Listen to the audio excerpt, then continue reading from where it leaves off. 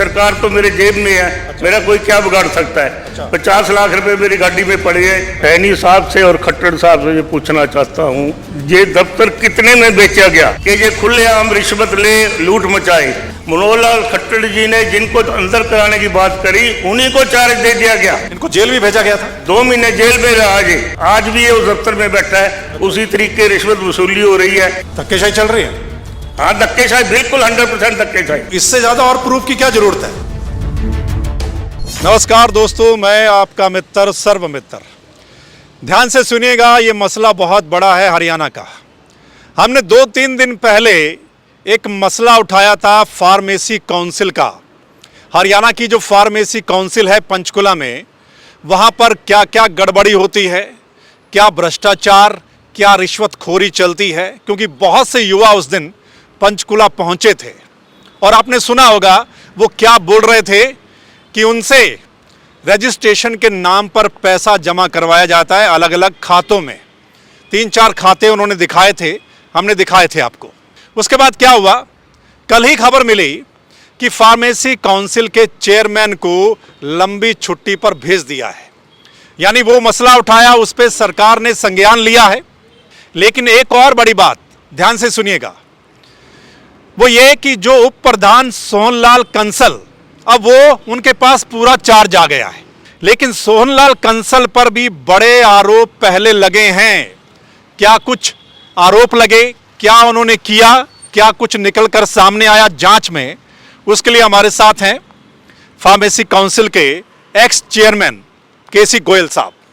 गोयल साहब बताएंगे पूरा चिट्ठा कि यहां पर क्या चल रहा था और अभी जिनके पास चार्ज है क्या कुछ आरोप उन पर लगे थे। जी गोयल साहब, सोहनलाल कंसल को चार्ज दे दिया गया है, चेयरमैन को हटा दिया, एक तरीके से लंबी छुट्टी पर भेज दिया है, हटाया तो नहीं है।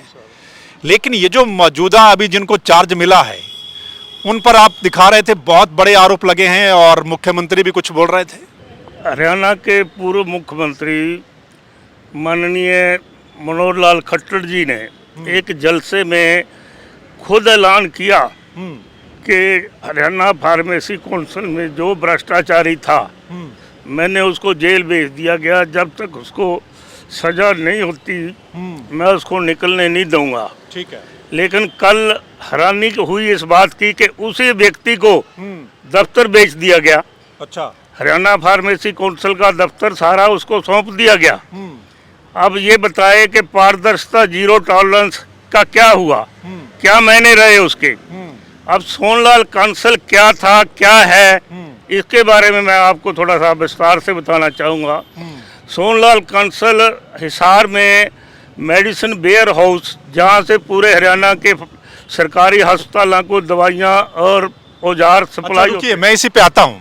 लेकिन मुख्यमंत्री इनके बारे में बोल रहे थे।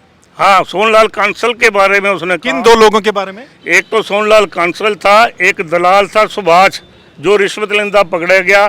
इनके खिलाफ FIR दर्ज हुई थी। अनिल विज जी ने इनको सस्पेंड करने के ऑर्डर दिए। उसके बाद जब पत्रकारों ने खट्टर साहब से पूछा तो इन्होंने जवाब दिया कि मैंने उसको जेल भेज दिया और वो तब तक नहीं निकलेंगे जब तक उनको सजा नहीं होती। सुनिए, अब एक वीडियो आपको दिखाते हैं, सुनिए जरा। हम भ्रष्टाचार कुरेद के निकाल रहे हैं और कुरेद के निकालने का मतलब ये है कि हम भ्रष्टाचारी को और सजा देंगे, उसको छोड़ेंगे नहीं। अभी ताजा उदाहरण है, फार्मेसी काउंसिल में भ्रष्टाचार क्या था, वो सर्टिफिकेट बना करके उनका एक अधिकारी घर में रख लेता था बना के, फिर जिसका बनता था उसको कहता था भाई पैसे लगेंगे तब बनेगा, उसे पैसे मंगवा लेता था और फिर जाकर के उसको सर्टिफिकेट देता था। जब तक नहीं मिलते थे घर में रखता था। जब छापा पड़ा तो उसके घर से पैसे भी मिले, उसके घर से सर्टिफिकेट भी मिले, तुरंत उठा करके जेल में डाल दिया। आज भी 2 लोग जेल में पड़े हैं और जब तक उनको पूरी सजा नहीं होगी तब तक उनका पीछा नहीं छोड़ेंगे। तो सुना आपने, यानी उस समय के मुख्यमंत्री मनोहर लाल खट्टर क्या कुछ बोल रहे थे। इस काउंसिल के यानी फार्मेसी काउंसिल के किन लोगों के बारे में बोल रहे थे वो आपने सुना। और इनका कहना है कि जिसमें जिनको अभी मौजूदा चार्ज दिया गया है उनका भी नाम था। वही थे जिनके खिलाफ बोले। मनोहर लाल खट्टर जी ने जिनको अंदर कराने की बात करी उन्हीं को चार्ज दे दिया गया। सोहनलाल कंसल के बारे में उन्होंने कहा और सोनलाल कांसल को ही काउंसिल सौंप दी गई। इनको जेल भी भेजा गया था। 2 महीने जेल में रहा ये, हिसार जेल में 2 महीने रहा।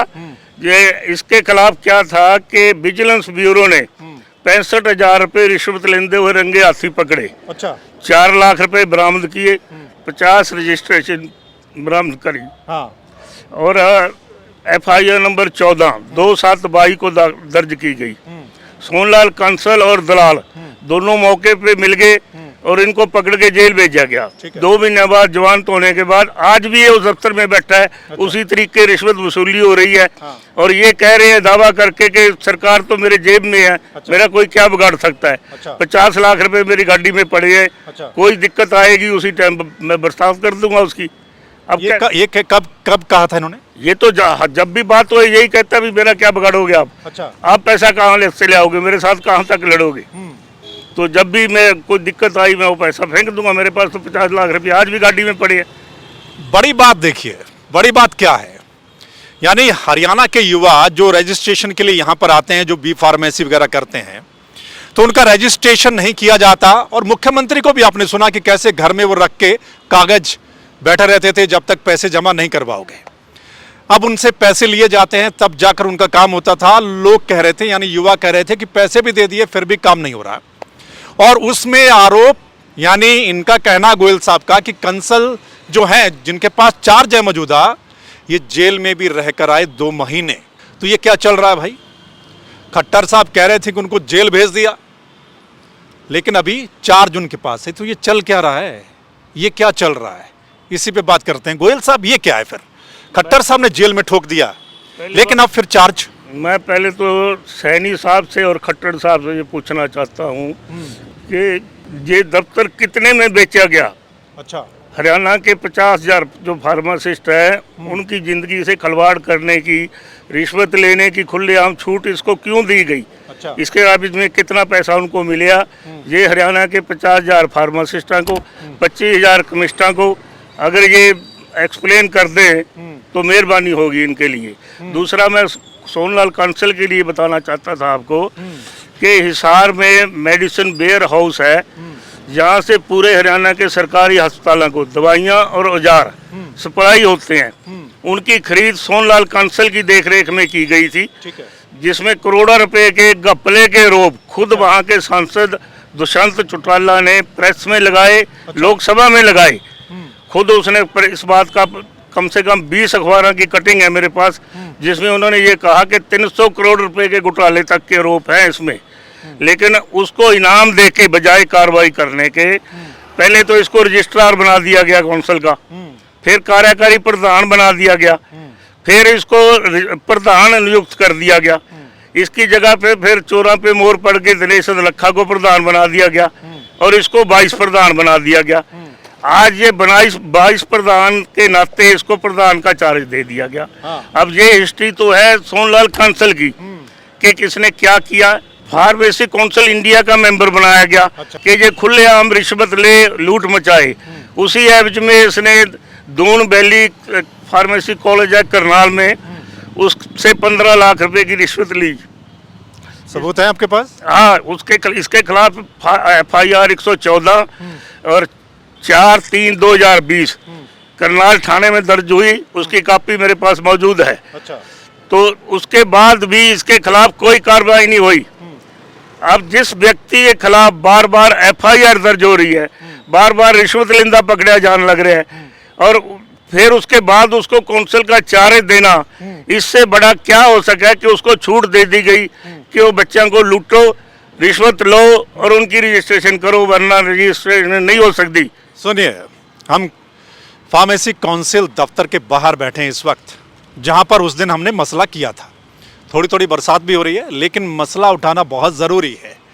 और उस दिन जो हमने मसला उठाया था, उसके बाद हमारे पास बहुत सारे लोगों के फ़ोन आए, पूरे हरियाणा से फ़ोन आए, जो पीड़ित, जिनसे पैसा मांगा जा रहा था रजिस्ट्रेशन के नाम पर या सर्टिफिकेट के नाम पर या जो कुछ भी होता है, यानी इस ऑफिस के द्वारा जो कुछ भी इशू किया जाता है उसके नाम पर पैसे मांगे जा रहे थे बहुत सारे लोगों से। जैसा इन्होंने कहा, स्कूल कॉलेज से, रिश्वत का मामला, जो कुछ भी, इतने हमारे पास फोन आए हैं कि यहाँ पर बहुत बड़ा घपला, भ्रष्टाचार, रिश्वतखोरी जो है वो चल रही है, तो ये हमारा मसला उठाया जाए।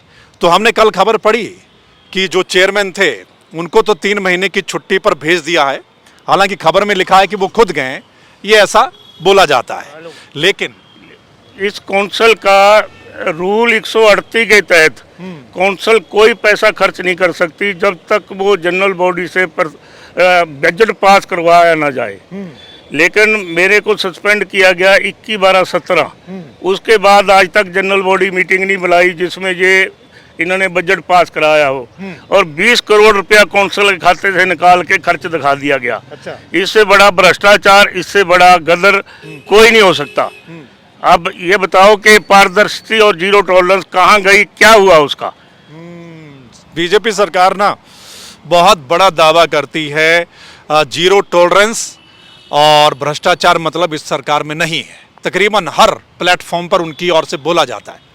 पहले खट्टर साहब बोलते थे, आजकल मौजूदा सीएम नायब सिंह सैनी बोलते हैं, और उस चीज़ की पोल खोल के रख दी है। एक तो जो स्टूडेंट यहाँ पर आए थे उन्होंने बाकायदा दिखाया कि पैसे किस तरीके से किस अकाउंट में भेजे गए हैं, लिए जाते हैं, और आज गोयल साहब बता रहे हैं। मेरे को सस्पेंड करने का कारण क्या था कि अंबाला कैंट भाजपा का अध्यक्ष है अजय पराशर, उसका भाई है अरुण पराशर, उसका +2 भी फर्जी बोर्ड से है। अच्छा। डिप्लोमा खरीद के कर्नाटका से ला रहे हैं, ग्रेजुएट वो है नहीं। अच्छा। फार्मेसी में PhD तक सभी डिग्रियां पास करने वालों को रजिस्टर्ड करने के लिए उसको रजिस्ट्रार लगा दिया गया। ठीक है। मैंने उसकी अपॉइंटमेंट रिजेक्ट करी, मेरे खिलाफ FIR दर्ज करके मेरे को सस्पेंड कर दिया गया।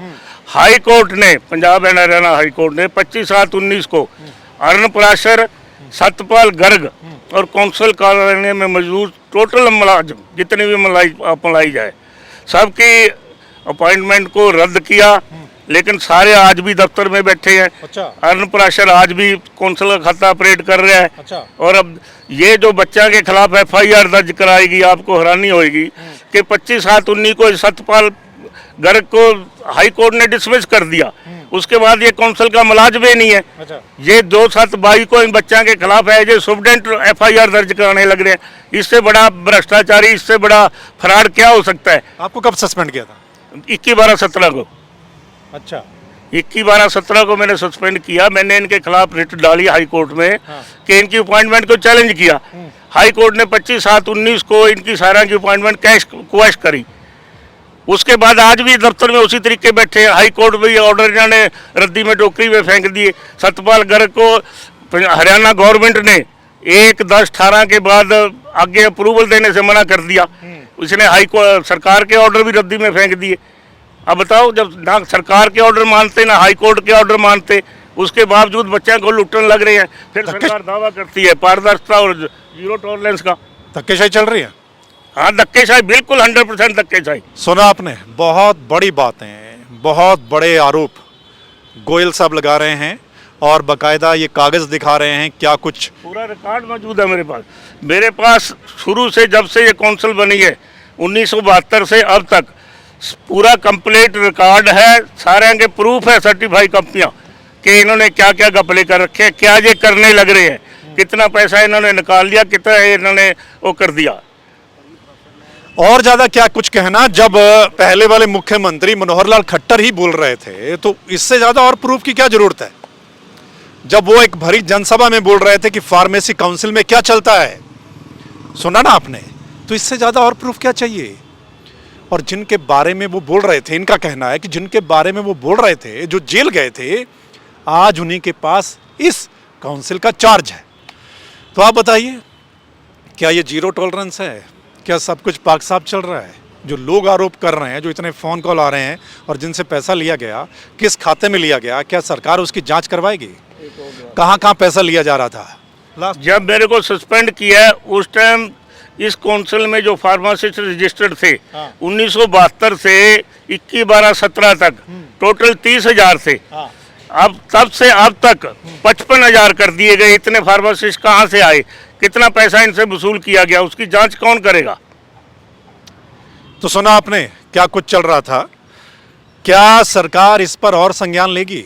जो चेयरमैन है मतलब उनको तो लंबी छुट्टी भेज दिया, लेकिन जिनके पास चार्ज है उन पर बड़े आरोप हैं। क्या सरकार संज्ञान लेगी, क्या जांच करवाएगी? इस पर ये बहुत बड़ा सवाल है। जो दिनेश अदलखा की बात है कि दिनेश अदलखा को छुट्टी भेज दिया, मेरे को बड़ा अफसोस होता है इस बात का। फार्मेसी एक्ट पार्लियामेंट का एक्ट बनाया हुआ है, सेंट्रल एक्ट है। हरियाणा गवर्नमेंट इसमें कोई अमेंड नहीं कर सकती, सिर्फ सेक्शन 46 में रूल बना सकती है जो 1972 से आज तक नहीं बनाए गए।